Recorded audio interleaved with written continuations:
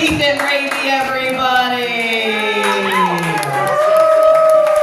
I do have to say, the kids have it so good nowadays. They have to get worried about getting whisked off to an island, and like all I got were white vans. Like I just don't think it's fair. With that, I'm gonna bring up our next comedian. So happy to see you again. Let's put our hands together for Vinnie Clark.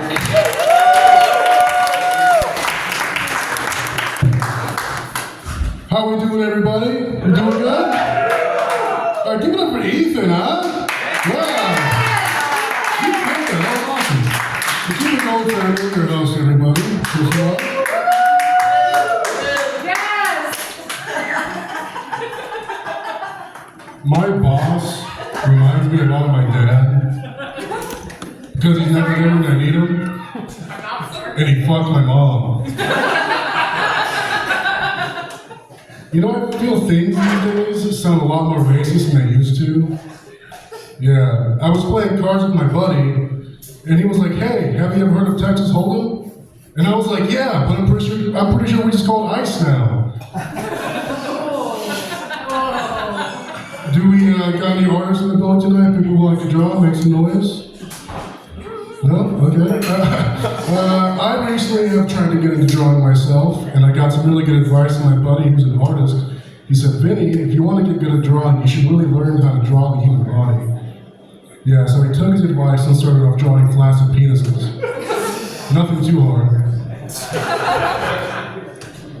I recently started using these star-shaped pimple patches. Yeah, I really like to use them after every time I shave. So now my crotch is starting to look like the Big Dipper.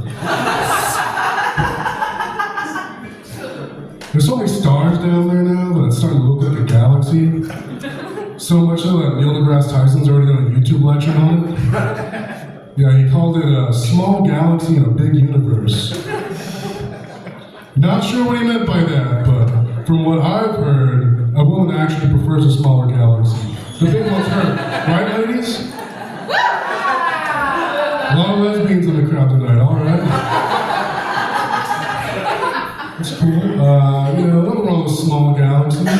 A micro-galaxy's never hurt anybody, no. It's the black holes you gotta watch out for. Right, fellas? A lot of gay guys in the crowd tonight, all right?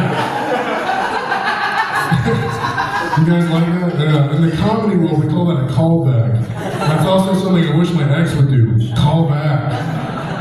I miss her, I really do. I miss her so much, in fact. She gave me the clap 2 years ago, and I haven't done anything about it. And now it's turned into an applause.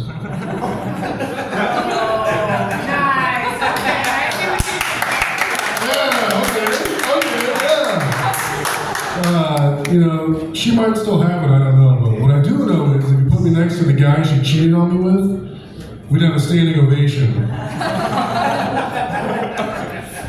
The one thing about my ex is that she was a lawyer. She was a very passionate lawyer.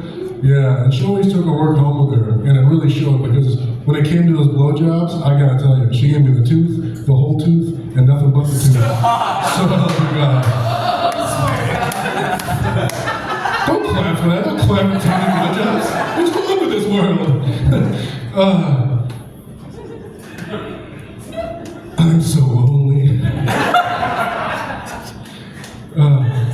You know, I've been single for so long that I feel like at this point I'm settled for an abusive relationship.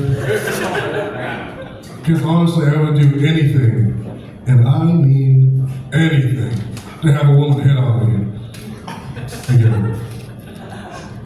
But following my track record, I don't think that would work out. And you know what you call an abusive relationship that never worked out? A swing and a miss. I've been watching the news a lot recently, and P. Diddy's back on the news. People are talking about P. Diddy. They're upset with P. Diddy.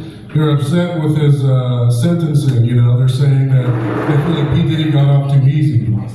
I don't know about that. I feel like if you ask Will Smith or Meek Mill, they tell you he don't get off too easy at all.